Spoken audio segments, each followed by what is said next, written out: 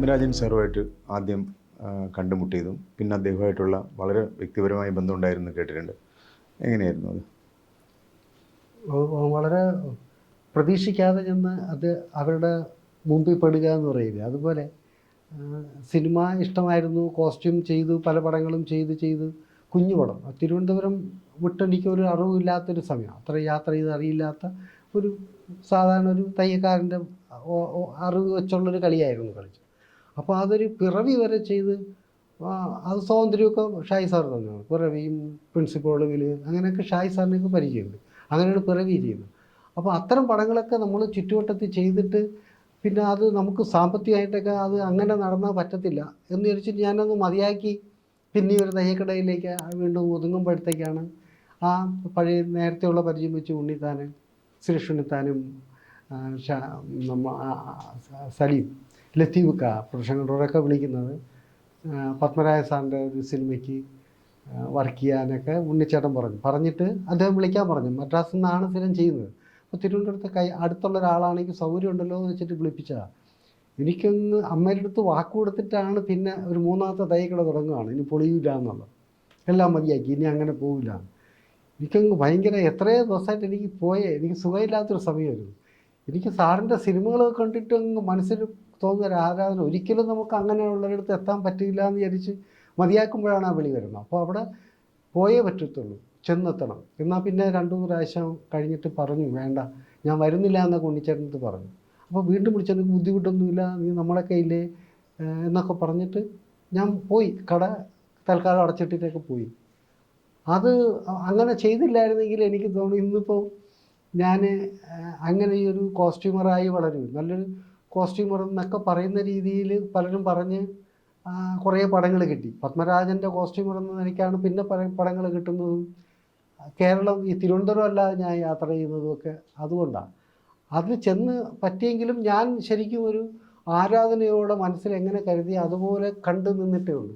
Sir പറയണത് പലപ്പോഴും ഞാനിങ്ങനെ നോക്കി നിൽക്കുമെങ്കിലും മനസ്സിൽ പതിയൊന്നുമില്ല. എങ്കിലും വളരെ കാര്യമായിട്ട് എല്ലാം പറഞ്ഞു തരും. പർച്ചേസ് ചെയ്യാൻ പോകുമ്പോൾ കൂടെ വരും. അതൊരു ആ സാറിൻ്റെ അടുത്ത് എത്രത്തോളം ചേർന്ന് നിൽക്കാൻ പറ്റും അതനുഭവിച്ചു എന്നുള്ള, അല്ലാതെ അതിൻ്റെ അപ്പുറത്തേക്ക് പറയാനൊന്നും അറിയില്ല. ഈ വായനയുടെ കാര്യം കിഷോറിൻ്റെ ഇൻ്റർവ്യൂ പറഞ്ഞു. ഈ വായനയിലേക്ക് വരുന്ന ആ ഒരു പശ്ചാത്തലവും പറഞ്ഞു. അടുത്ത കാലത്ത് വായിച്ച പുസ്തകങ്ങളിൽ ഭയങ്കര വ്യത്യസ്തമായിട്ട് തോന്നിയ എഴുത്ത്, മലയാളത്തിലാണെങ്കിലും വിദേശത്താണെങ്കിലും ഏറ്റവും വ്യത്യസ്തമായി തോന്നിയ എഴുത്ത് അല്ലെങ്കിൽ കഥാപാത്രങ്ങൾ ഏതൊക്കെയാണ്? കുറച്ച് പുസ്തകങ്ങൾ അങ്ങനെയുണ്ട്. അത് എനിക്കൊണ്ട് ഇദ്ദേഹത്തിൻ്റെ തന്നെ 1-2 പുസ്തകം വായിച്ചത് ഇഷ്ടപ്പെട്ട കഥാപാത്രങ്ങളൊക്കെ ഉള്ളതായിരുന്നു. പിന്നെ ഹരിദാസ് സാവിത്രി അവരുടെ ഒരു സിനിമ, അങ്ങനൊരു പുസ്തകം. പിന്നെ ഒരു സിനിമ പോലെ തോന്നിയൊരു പുസ്തകമാണ്. അത് എഴുത്തുകാരൻ്റെ പേരെന്ത് ഓർക്കുന്നില്ല. മുളങ്കാട്ടിലെ ഇല്ലിപ്പാപ്പൻ, കുട്ടിപ്പാപ്പൻ എന്ന് പറഞ്ഞൊരു ബിനോയ് തോമസിൻ്റെ ഒക്കെ വായിച്ചിട്ടുണ്ട്.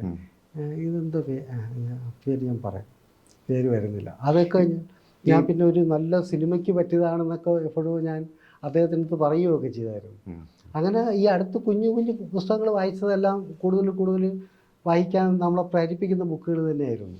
ഈ സിനിമ ജീവിതത്തിൽ ഏറ്റവും മെമ്മറബിൾ ആയിട്ടുള്ളതെന്ന് പറഞ്ഞാൽ കണ്ണ് നിറയിച്ച അനുഭവങ്ങൾ, അങ്ങനെ എന്തെങ്കിലും വളരെ വൈകാരികമായി ബാധിച്ച എന്തെങ്കിലും ആരുടെയെങ്കിലും അങ്ങനെ എന്തെങ്കിലും അനുഭവം ഉണ്ടോ?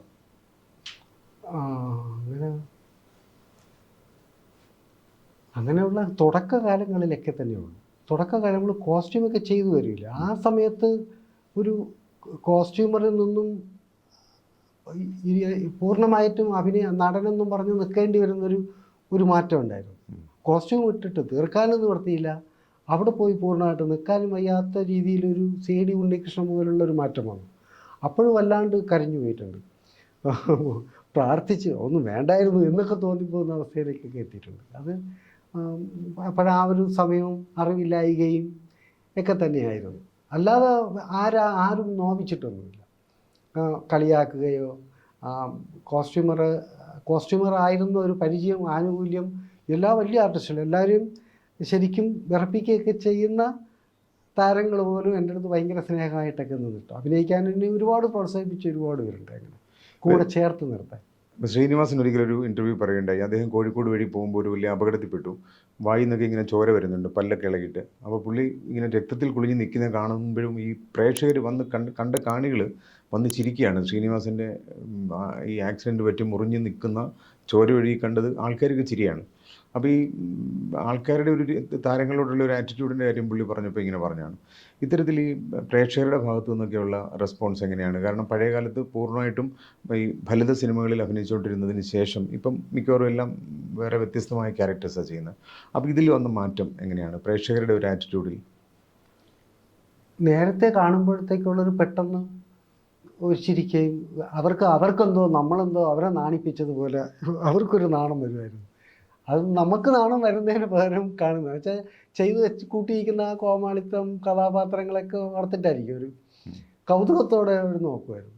അത് ഇപ്പം മാറിയിട്ട് ഒരു അത് വേറൊരു രീതിയിലേക്ക് വന്നു. അപ്പോൾ രണ്ട് വ്യത്യാസം അറിയാൻ പറ്റുന്നുണ്ട്. ആദ്യം പിന്നെ നമ്മൾ എവിടെയെങ്കിലും ചെന്നാലും പെട്ടെന്ന് ചിരിക്കുക, ഒരു മരണം വിടുന്നു പോലും കരുതാത്ത പെട്ടെന്ന് ചിരിക്കുകയൊക്കെ ചെയ്യും.